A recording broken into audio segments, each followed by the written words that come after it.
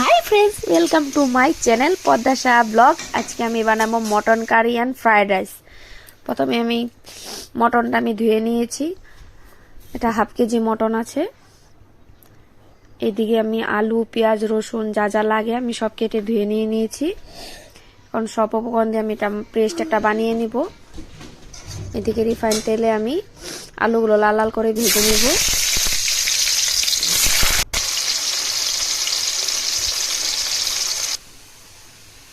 এদিকটা আমি সব মশলা দিয়ে সর্ষে তেল দিয়ে আমি মাংসটা ম্যারিনেট করে নিব।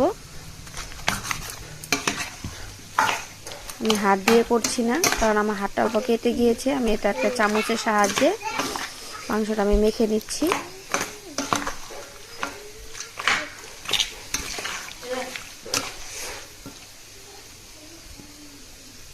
হাত দিয়ে মাখলে ভালো হয়, কারণ আমার হাতটা কাটার জন্য আমি চামচটা ব্যবহার করেছি। এদিকে আমি জিরা ফোড়ন দিয়ে দিয়েছি, কয়েক রসুনটাও দিয়ে দিলাম। পেঁয়াজটা ভাজা ভাজা হয়ে গেলে আমি মাংসটা এখানে দিয়ে দিব।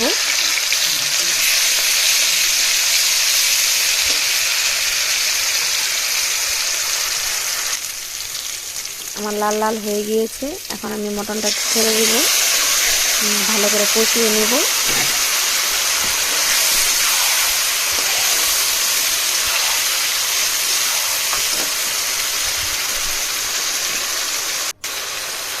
এখন হালকা তেল আমার ছেড়ে দিচ্ছে মটনের থেকে। আর অল্প আমি ঢাকা দিয়ে আমি মাংসটা কষিয়ে নেব হালকা ভাপ দিয়ে, হালকা আঁচ দিয়ে। এদিকে আমি লাল লাল করে আলুটা ভেজে রেখেছি, এটা পরে দিব।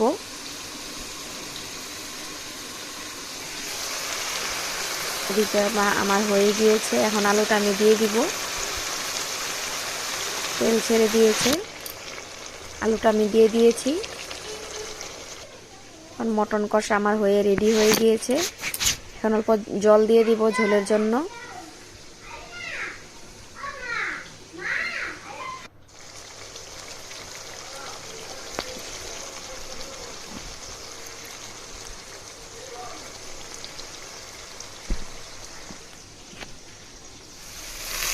এদিকে আমি ফ্রাইড রাইস বসাই দিয়েছি। ভাত আমি এটা আগে রেখে দিয়েছিলাম ঘি, চিনি, লবণ দিয়ে। এটা আমার স্টাইলের ফ্রাইড রাইস। সব সবজি দিয়ে আমি ভেজে নিই এটা। তারপর আমি ভাতটা দিয়ে দিই, নাড়াচাড়া হয়ে গেলে আমি এটা নামিয়ে নেব। আপনারা কি স্টাইলে ফ্রাইড রাইসটা বানান নিশ্চয়ই কমেন্ট করে জানাবেন।